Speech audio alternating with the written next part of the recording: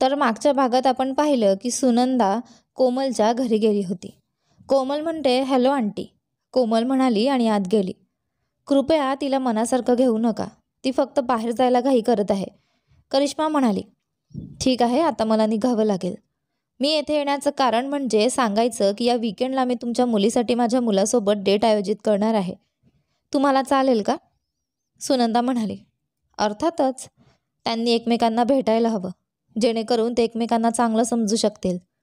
करिश्मा म्हणाली. त्यानंतर सुनंदा निघाली. तितक्यातच करिश्माचा चेहरा बदलला.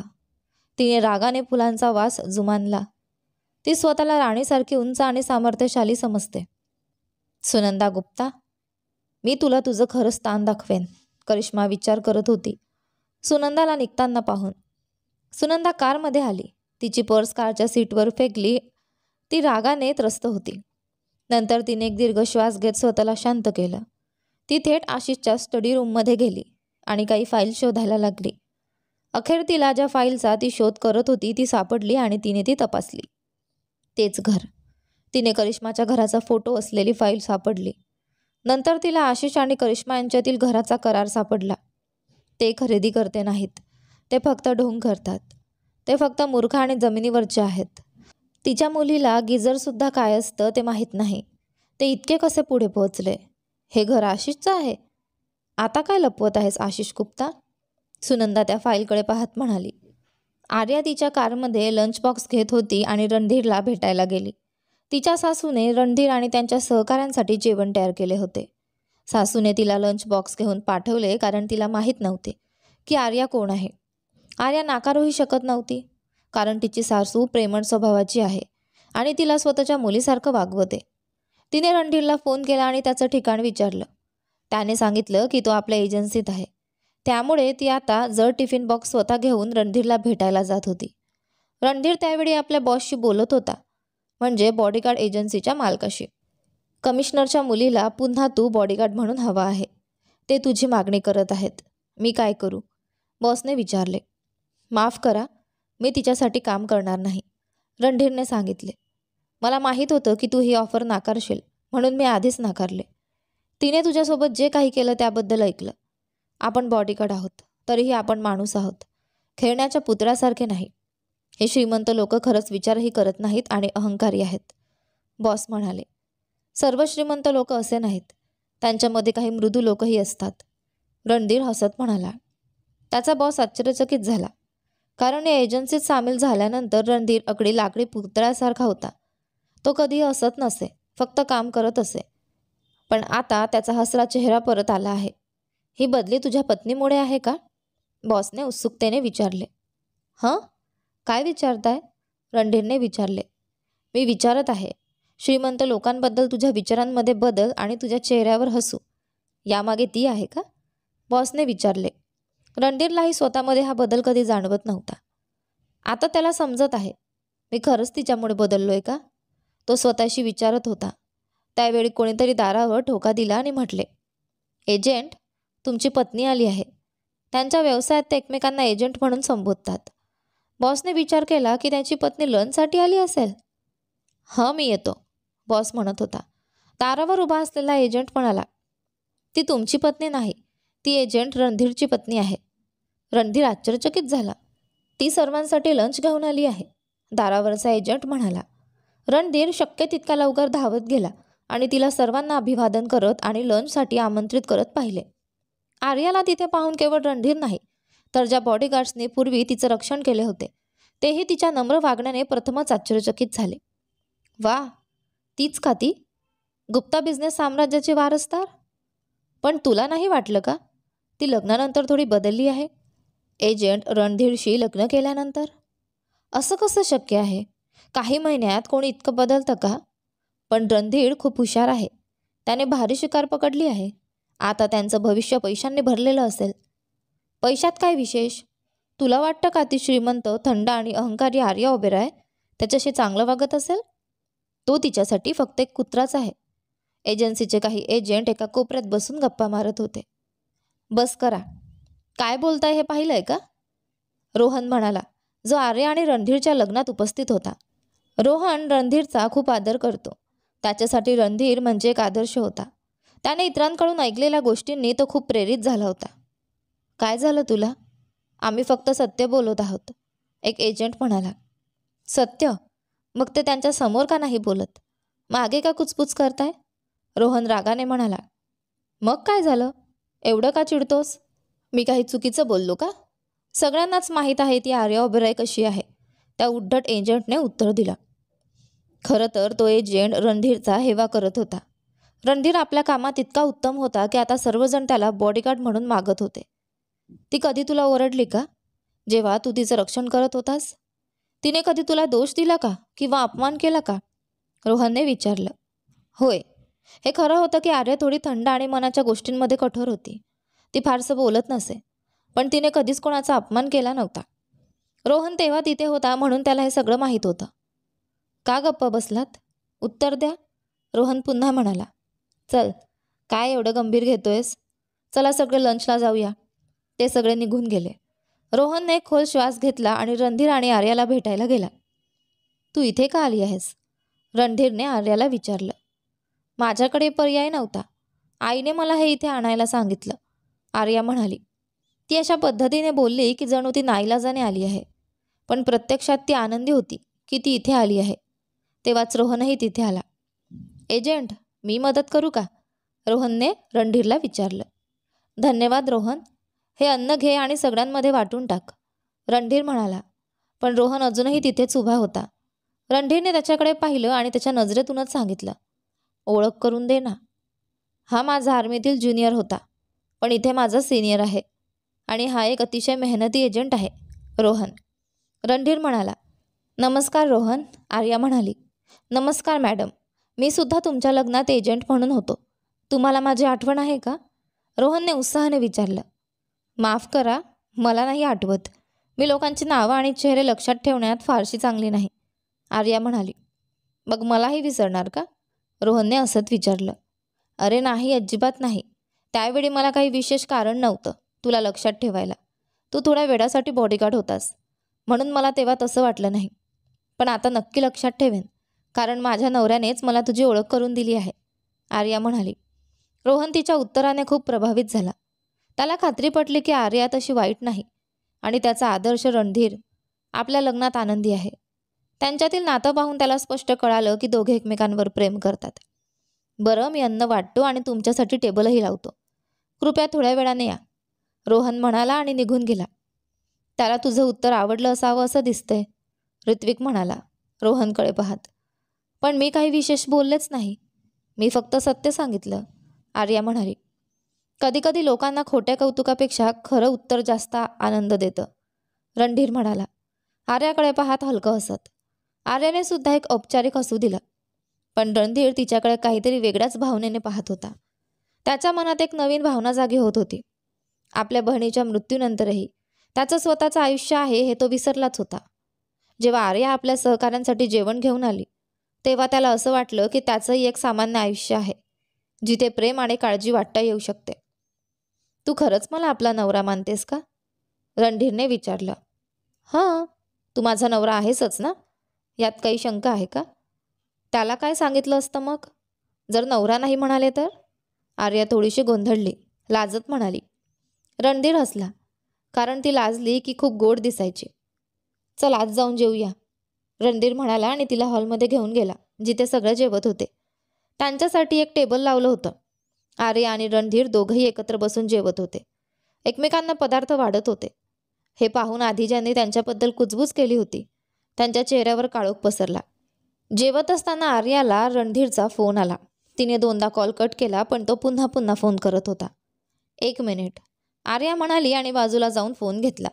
रणधीरचं मन थोडं अस्वस्थ वाटलं. सुरुवातीला त्याला राग आला, पण मग त्याला कुतूहल वाटू लागलं की काय बोलताय हे दोघं? आर्या त्याच्याशी वेगळ्या पद्धतीने वागत असेल का? तिने त्याचा फोन त्याच्यासमोर का घेतला नाही?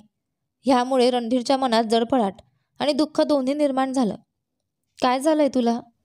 का पुन्हा पुन्हा फोन करतोयस? आर्या म्हणाली. मी अडचणीत आहे, कृपया मला वाचव, ऋत्विक म्हणाला. काय बळबळ करतोयस? नीट सांग ना काय झालं, आर्या म्हणाली. आईने काहीतरी विचित्र सांगितलं आणि मला त्या कोमलसोबत डेटला पाठवलंय, ऋत्विक म्हणाला. विचित्र म्हणजे काय? आर्या म्हणाली. फोनवर सगळं सांगू शकत नाही. मी तुला पत्ता पाठवतोय, शक्य तितक्या लवकर इथे ये. ऋत्विक म्हणाला. मी तुझी नोकर नाही की एका फोनवर धावत यावं. आर्या म्हणाली. पण तू माझी मैत्रीण आहेस ना, आणि हे सगळं तूच जबरदस्तीने केलं आहेस. जर आली नाहीस तर तुझे बालपणीचे कुरूप फोटो मी तुझ्या नवऱ्याला पाठवेन. ऋत्विक हसत म्हणाला. अरे, तसं धाडस करू नकोस. मी येते तुझ्यासोबत त्या डेटला. झाला ना आनंदी आता? आर्या म्हणाली आणि फोन ठेवला. फोन ठेवल्यानंतर ती मागे वळली तर रणधीर तिथेच उभा होता. सॉरी, पण मला आत्ता जावं लागेल, आर्या म्हणाली. रणधीरला विचारायचं होतं ती कुठे चालली आहे, पण शब्दच फुटले नाहीत. ठीक आहे, एवढंच त्याने म्हणाला. आर्या पटकन आपली बॅग घेत निघून गेली. रणधीर तिच्याकडे पाहत उभाच राहिला. त्याने त्यांचा शेवटचा संवाद ऐकला होता. मी येते तुझ्यासोबत त्या डेटला. त्याच्या मनात खूप दुःख झालं. त्याला तिला थांबवायचं होतं पण थांबवू शकला नाही. त्याचं हृदय काहीसं दुखू लागलं. मला असं का होतंय? मी जळतोय आणि अस्वस्थ होतोय का? मला तर तिच्यावर काही अधिकारच नाही, तो स्वतःशीच म्हणाला. त्या रात्री जेव्हा त्याने आर्याला तिचं ऋत्विकसोबतचं नातं विचारलं होतं, ती झोपलेली होती आणि उत्तर दिलं नव्हतं. मला तिच्याबद्दल इतकं कुतूहल का वाटतंय नेहमी, त्याने स्वतःला विचारलं आणि एक खोल श्वास घेतला. परत आपल्या कामावर गेला. खरंच धावत आलीस? फक्त मी म्हटलं म्हणून की तुझे फोटो नवऱ्याला पाठवीन? हे काही बरोबर नाही. असं दिसतंय की तू त्याच्यावर आधीच फिदा झाली आहेस, ऋत्विक म्हणाला. जसा ती हॉटेलच्या रूममध्ये आली तिथे तो कोमलसोबत डेटसाठी जाणार होता. गप्प बस, नाहीतर तुझे बोलणे तुलाच पश्चाताप करायला लावतील, आर्या म्हणाली. पण मग तिला स्वतःच विचार आला. मला इतकं का वाईट वाटतंय? जर रणधीरने माझे बालपणीचे फोटो पाहिले तर? मी वेडी होते का काय? बरं सांग, मुद्दा काय आहे, आर्या म्हणाली. मी त्या पालासारख्या कोमलसोबत डिनर डेटला जाणार नाही, ऋत्विक म्हणाला. पाल? हे नाव सुचतं तरी कसं तुला? पण खरं सांगायचं तर तिच्या चेहऱ्याला अगदी शोभतं, आर्या हसत म्हणाली. मला लोकांना नावं ठेवण्यात तरबेज आहे, पण ती भाग्यवान आहे तिच्या चेहऱ्याकडे पाहिलं की नाव सुचलं. विचार करायलाच लागला नाही, ऋत्विक म्हणाला आणि दोघं हसले. तर मग सांग, त्या पालीसोबतच्या डेटसाठी उत्सुक आहेस का? आर्याने त्याला चिडवलं. तुझा विनोद अजिबात मजेदार नाही, ऋत्विक चेहऱ्यावर विचित्र भाव आणत म्हणाला. बरं, मग आता आपल्याला आपला प्लॅन सुरू करावा लागेल. तू या हॉटेलच्या खोलीत तिच्याबरोबर डेटला जाणार का? असं वागून तुला कदाचित काही विकृत वाटतंय, आर्याने म्हणाले. मी असं केले नाही. सगळी व्यवस्था माझ्या आईने केली, त्यामुळे मी ते माझ्या फायद्यासाठी वापरणार आहे. तिने मला अगदी विचित्र गोष्टही सांगितली, ऋत्विक म्हणाला. काय आहे ती? आर्याने उत्सुकतेने विचारले. माझ्या आईने सांगितलं की ती आई मुलीची जोडी सामान्य नाही. मला तिच्या भोवती सावध राहायचं आणि तिचं मन जिंकायला प्रयत्न करायचा, म्हणजे आपण त्यांच्या खोट्या गोष्टी उघड करू शकू, ऋत्विकने सांगितले. आर्याने थोडा विचार केला. सुनंदा आंटी कधीही कोणावरही कारणाशिवाय संशय करणार नाही. मला ही आई मुलीची जोडी आवडतही नाही. त्या दोघेही खूप बनावटी दिसतात. मला ठाम विश्वास आहे ते लोभी आहेत. पण याशिवाय आणखी काही आहे का? ती म्हणाली. आत्ता काय करायचं, आर्याने विचारले. मला तिचं मन जिंकण्याची किंवा तिच्याशी फ्लर्ट करण्याची खास आवड नाही. काही माहिती मिळावी म्हणून काही कल्पना मदत कर, म्हणून मी तुला फोन केला, ऋत्विक म्हणाला. हे शक्य आहे का? मला वाटत नाही ती सहजपणे आमच्या हातात येईल, आर्या म्हणाली. दोघं आधी थोडा वेळ विचार करत राहिले. मग आर्याला एक कल्पना सुचली. आपण तिला दारू प्यायला देऊ आणि तिच्याकडून आपण शंका घेत असलेल्या गोष्टी विचारू, आर्याने सुचवले. हे चालू शकतं का? काय होईल जर तिला दारूची सहनशक्ती जास्त असेल? ती नियमितपणे क्लब आणि पबमध्ये जाते. मी ऐकले आहे तिला ड्रग घेताना पकडले गेले होते, ऋत्विक म्हणाला, जणू एखाद्या शेजारच्या आंटीप्रमाणे. अरे रे रे, तुला खरंच वाईट वाटतंय? कुणाकडून तुझ्या कानावर हे गॉसिप आलं? आर्याने त्रासलेला चेहरा करून विचारले. माझे स्रोत आहेत आणि हे गॉसिप नाही, ही खरी गोष्ट आहे, ऋत्विक निष्पाप चेहरा करून म्हणाला. त्याने ही माहिती मिळवण्यासाठी खूप प्रयत्न केले होते, पण आर्या त्याला शेजारची आंटी समजून हसवून टाकत होती. तुझा स्रोत इतका सक्षम तर कालियाच्या बाबतीत काय? मी तुला सांगितलं नव्हतं का? त्याला सुटका मिळवण्याचा प्रयत्न करणाऱ्या व्यक्तीबद्दल माहिती शोध. काही माहिती मिळाली का, आर्याने विचारले. ऋत्विकचा चेहरा गंभीर झाला. काही काळजी करू नकोस, मी आधीच प्रयत्नात आहे त्या व्यक्तीला शोधण्याची. माझं दुखणं कोणापेक्षा कमी नाही. एकदा पकडले तर त्याला जिवंत सोडणार नाही, ऋत्विक म्हणाला. मला माहीत आहे. आपल्याला मुख्य व्यक्ती शोधावी लागेल. आपल्याकडे असलेला व्हिडिओ असल्यामुळे कालियाला शिक्षा मिळू शकते, पण त्यातून आपल्याला फायदा होणार नाही. आपल्याला त्यामागचे मास्टर माइंड पकडायचं आहे, आर्याने ठामपणे सांगितले. ऋत्विकने मान हलवली. त्याचा चेहरा नेहमीच या चर्चेवर गंभीर होतो. हा त्याचा नैसर्गिक स्वभाव आहे, पण तो हसण्याने स्वतःला छळतो. कधीकधी मला वाटतं या सगळ्याला मागे सोडून कुठेतरी पळून जावं, पण तिचा चेहरा बघितला की मला आठवतं, मला न्याय द्यायचाच आहे. तिला मी एवढंच देऊ शकतो ना. ऋत्विक दुःखी डोळ्यात म्हणाला. असं म्हणू नकोस. तू हे खूप काही केलंस. मला माहीत नाही इतर काय करतात, पण मी स्वतः तुला तिच्यासाठी लढताना पाहिलं आहे. तू तिला सुरक्षित ठेवण्यासाठी स्वतःपासून दूर राहिलास. बाहेरून हे फक्त एक काळजीप्रमाणे वाटायचं, पण तुम्ही खऱ्या मनाने तिला प्रेम केलं. जे कोणावर खऱ्या प्रेमासाठी करावं ते सोपं नाही. आर्याने त्याला सांत्वन केलं. ऋत्विक आणि आर्या यांचे नाते भाऊ बहिणीपेक्षा जास्त जवळचं होतं. ते एकत्र वाढले, सुखदुःख वाटले, म्हणून ते एकमेकांना नीट समजून घेऊ शकत होते. ठीक आहे, मग आज रात्रीसाठी आपला प्लॅन तयार करूया, आर्याने ठरवले. होय, हे युद्ध लवकर संपवूया. दिवसेंदिवस मी थकलोय, ऋत्विक म्हणाला. अरे, असं म्हणू नकोस. तू चांगला दिसतोस जेव्हा हसतोस आणि निभावतोस, आर्याने ऋत्विकला हसत म्हणाली. म्हणजे शेवटी तू मान्य केलं की मी हुशार आहे, बरोबर? ऋत्विक आपला मूड नियंत्रित करायचा प्रयत्न करत म्हणाला. मला उलटून उलटून बोलू नकोस, आर्या म्हणाली आणि दोघं एकत्र हसले. मग माझी भूमिका काय असेल, आर्याने विचारले. आतापर्यंत जसं वागली आहेस तसंच वाग. माझ्या मित्रत्वाची नकटमुकली कर आणि असं वाग की मी तुझ्यावर खूप प्रेम करतो. आपण तिला जळवून सर्व वाईन प्यायला भाग पाडू, ऋत्विकने सांगितले. मला वाटत नाही हे यशस्वी होईल. मला नाही वाटत ती जळेल, पण तू म्हणशील तर करूया. ती कधी येणार, आर्याने विचारले. त्यानंतरच कोणीतरी हॉटेलच्या दारावर ठोठावलं. ती नक्कीच येईल, तयार हो, ऋत्विक म्हणाला आणि गळ्याची टाय सैल केली. शर्टचे काही बटन उघडे केले आणि कोमलसाठी दार उघडायला गेला. आधी आर्या पलंगावर उडी मारून थोडी बेढप दिसावी म्हणून स्वतःला गोंधळलेलं दाखवू लागली. त्यांनी असा प्लॅन केला होता की कोमलला वाटेल की ते खोलीत कोणती तरी अनैतिक गोष्ट करत आहेत, पण प्लॅन एका क्षणातच फसला. ऋत्विकने दार उघडले तेव्हा तो थक्क झाला. बाहेर पाहून तो हादरला. हे काय वेळ आहे, या वेळेला कोण आपल्याला त्रास देत आहे, आर्या जाणीवपूर्वक हे कोमलकडे म्हणाली. पण तीही थक्क झाली जेव्हा तिने रणधीर आणि कोमलला तिथे उभं पाहिलं. आर्या बोलूच शकली नाही. तिला कुठलीच बनावटीची कारणं सुचत नव्हती. ती आपल्या गोंधळलेल्या कपड्यांमध्ये लपण्यासाठी ब्लँकेटमध्ये डोकं घालून बसली. तू इथे का आहेस, आर्याने रणधीरला विचारले. रणधीरची भावना कोलमटली गेली होती. धोका बसल्यासारखं वाटलं. त्याला माहिती होतं की तसं वाटायला नको, पण त्याच्यावर त्याच्या भावना नियंत्रित होत नव्हत्या. तरीही त्याचा प्रयत्न चालू होता. कोमल आर्याकडे जिंकलेल्या स्मित हास्य करत होती, जणू तिने मोठा फायदा मिळवला होता. त्यांचा प्लॅन उलटून त्यांच्याचवर परतला होता. मी मिस कोमलची आज रात्रीचा बॉडीगार्ड आहे. आम्ही ह्याच हॉटेलच्या रेस्टॉरंटमध्ये तुमची वाट पाहू. तुम्ही आवर्जून खाली या जेव्हा तुम्ही तयार राहाल, रणधीरने खाली पाहून सांगितले आणि कोमलसह निघून गेला. आर्या आणि ऋत्विक अचंबित होऊन त्यांना निघून जाताना पाहत राहिले. रणधीर कोमलसोबत बाहेर आला, पण त्याचं हृदय आणि मन तिथेच आर्याबरोबरच राहिले होते. तो गोंधळलेला होता. त्याच्या हृदयाला कष्ट होत होते आणि ते घट्ट झाले होते. मला माहीत आहे की मला असं वाटायला नको, पण मला एवढंच का वाटतंय. मला माहीत आहे ती त्याच्यावर प्रेम करते आणि एक दिवस ती मला सोडून जाईल. तरीही मला इतकं दुखावलेलं का वाटतं, तो स्वतःशीच म्हणाला. मी वेडा होत आहे.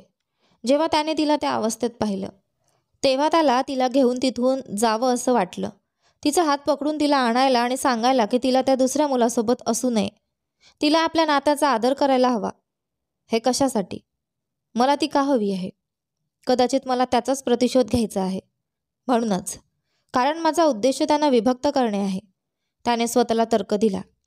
मला वाटतं तू खूप मोकळा विचार करणार आहेस, श्रीमान रणधीर, कोमलने मागून बोलली. हं?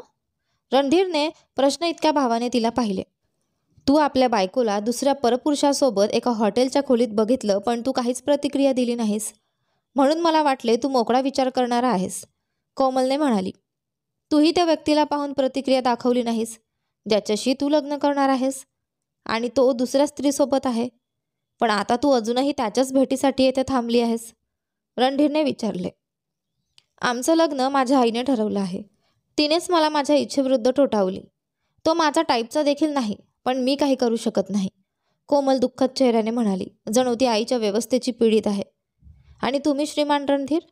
जर तुम्हाला कोणीतरी ऐकायचं असेल तर मी तुमच्यासाठी असू शकते, कोमलने मऊ आमिषपूर्ण सुरातून सांगितले, जणू ती त्याची हितकरी आहे. रणधीर आर्याबद्दलच्या विचारांमुळे अस्वस्थ होता, पण तो ड्युटीवर होता आणि सहजच संयम गमावणारा नव्हता. धन्यवाद आणि माफ करा. मी वैयक्तिक गोष्टी कामात आणत नाही. मी येथे माझ्या कर्तव्यावर आहे. रणधीर नकार देण्याच्या तयारीत होता. ठीक आहे, मला हे समजले. मी फक्त विचारले कारण मला वाटले आपण सारखेच बोटावर आहोत. आपल्याला अशी नाती बळजबरीने स्वीकारण्यात आली ज्यांना आपल्या भावना माहीत नाहीत आणि आपल्या नात्याचा सन्मान करत नाहीत, कोमलने सांगितले. ती रणधीरला विश्वास देण्याचा आणि त्याची सहानुभूती मिळवण्याचा प्रयत्न करत होती.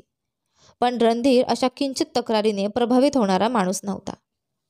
मला माफ करा मॅडम, रणधीर म्हणाला आणि शांत उभा राहिला.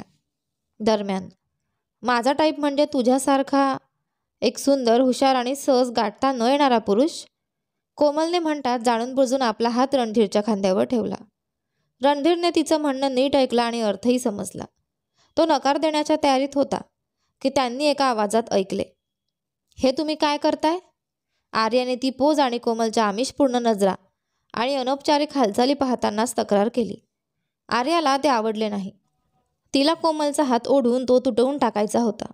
रणधीरने कोमलचा हात आपल्या खांद्यावरून काढला. अरे तुम्ही इथे आहात? आम्ही फक्त बोलत होतो. याबद्दल काही गैरसमज करून घेऊ नका. जर आम्ही काही चुकीचं केलं असतं तरी तुम्हाला आम्हाला बोट दाखवायचा काही अधिकार नाही, कोमलने उत्तर दिलं. माझी जागा काय आहे हे तुला सांगायची गरज नाही. मला ती चांगली माहिती आहे. पण तुमच्या भागात लोक असं बोलतात का मिस कोमल? एवढं जवळ उभं राहून आणि कोणाच्या खांद्यावर हात ठेवून, आर्या रागाने म्हणाली. जणू आम्ही थोडं उशिरा पोचलो असतो तर त्यांनी एकमेकांना किस करताना दिसले असते. पण मला काय एवढा त्रास होतोय? त्याने तुझ्यासोबत काही केलं किंवा नाही त्याचं मला काय? हो नक्कीच, आम्ही असंच बोलतो आणि हे हॉटेलच्या पलंगावर बिलगून बसण्यापेक्षा बरं आहे, कोमलने टोमणा मारत उत्तर दिलं. ती आणखी काही बोलणार इतक्यात, आर्या तू आता निघून जा, मी जेवणानंतर निघेन. ऋत्विक तिथे आला आणि आर्याला म्हणाला. आर्या खाली जायला निघाली, पण आज ती थोडी कमजोर वाटत होती. रणधीरच्या उपस्थितीमुळे का? तो शांतपणे उभा होता, पण त्याच्या नजरेचा भाव आज वेगळाच होता. जणू ती त्याच्यासाठी नवीनच होती. मला आता निघायला हवं, आर्या म्हणाली आणि निघण्याची तयारी करू लागली. मिस कोमल तुम्ही आधी टेबलवर बसा, मी 5 मिनिटात परत येतो, आर्याला निरोप देऊन ऋत्विक म्हणाला आणि आर्याबरोबर निघून गेला. ते दोघे नुकतेच बाहेर पडले आणि कोमल हसून म्हणाली. असं वाटतंय की त्यांना एकमेकांपासून क्षणभरही दूर राहता येत नाही. रणधीरने आपली मूठ आवडली रागाने. मॅडम मला काही मिनिटांसाठी माफ करा, रणधीर म्हणाला. हो नक्कीच, कोमल म्हणाली आणि रणधीर आर्याच्या मागे निघून गेला. माफ कर, ही माझी चूक आहे. मला रणधीरला सगळं खरं सांगावं का? तो समजूतदार आहे, मला वाटतं तो समजून घेईल, ऋत्विकने पार्किंगकडे चालत जाताना आर्याला म्हटलं, कारण त्याला तिचा दुःखी चेहरा पाहवत नव्हता. तू काय बोलतो आहेस? आर्याने विचारलं. अगं हॉटेलच्या खोलीत जे झालं त्याबद्दलच ना, ऋत्विक म्हणाला. ठीक आहे, तुला काही करण्याची गरज नाही, आर्याने उत्तर दिलं. ही मुलगी स्वतःच्या भावना ओळखतही नाही. हे स्पष्ट आहे की ती आज उदास आहे. त्या खोलीत जे झालं त्याचं ओझं तिच्या मनावर आहे. मला वाटतं तू त्याला एक संधी द्यावी. तो खरंच चांगला मुलगा आहे, ऋत्विक म्हणत होता, पण आर्या मध्येच बोलली. मी त्याच्यावर विश्वास ठेवू शकत नाही, आर्या ठामपणे म्हणाली. हं? का? तुझ्या भूतकाळामुळे का? ऋत्विकने विचारलं. आर्या एकदा तिच्या माजी प्रियकारामुळे दुखावलेली होती. तो फक्त पैशांसाठी तिच्यासोबत होता आणि तिच्या वडिलांकडून पैसे मिळवून निघून गेला होता. भूतकाळामुळे नाही, वर्तमानामुळे आहे. मी तुला रणधीरबद्दल एक गोष्ट सांगितली नाही, आर्याने म्हटले. काय आहे ती? ऋत्विकने विचारले. रणधीरने जाणून बुजून माझ्याशी लग्न केले आणि कालियाने मला सांगितले की रणधीरने त्याला आलियाबद्दल विचारलं होतं, आर्याने सांगितले. ऋत्विकचं पाऊल त्या क्षणी थांबले. तो आश्चर्याने त्याच्याकडे पाहिला. आता असं मला सांगू नकोस की तुला माझ्या बाबतीत वाईट वाटतंय आणि माझं आयुष्य तुझ्यामुळे बिघडलं म्हणून मी तुझ्याशी काहीच सांगितलं नाही. पण मला वाटतं आपण याचा तपास करायला हवा. तो आपला मित्र आहे की शत्रू, आर्याने ऋत्विककडे पाहत म्हटले. ऋत्विकच्या मनातही आर्याने सांगितल्याप्रमाणेच भावना पहाल पडल्या. त्याने आर्याचा हात धरून म्हटले. मी काहीही सांगणार नाही, पण खरंच तू या सगळ्यात माझ्यामुळे अडकली आहेस. तुझा याच्याशी काहीही संबंध नाही, तरीही तू नेहमी माझी खरी मैत्रीण म्हणून माझी मदत केलीस. कारण तू माझा एकमेव परिवार आहे जो खरंच मला कुटुंबाप्रमाणे मानतो. आर्याने दुःख भरलेल्या स्मितासह ऋत्विककडे पाहून म्हटले. ऋत्विकला अपराधीपणाचाही भास होता, तरीही त्याच्या चेहऱ्यावर हसू होते. कारण त्याला आर्यासारखे निष्ठावान मैत्रीण आणि कुटुंब लाभले होते. वचन दे, मला फक्त 1 महिना, फक्त 1 महिना दे. मी 1 महिन्यात हा सगळा गोंधळ साफ करतो. यानंतर पुढे काय होतं ते पहा आपल्या या कथेच्या पुढच्या भागामध्ये. पण तोपर्यंत तुम्हाला आपल्या या कथेचा हा भाग कसा वाटला कमेंट करून नक्की सांगा. धन्यवाद.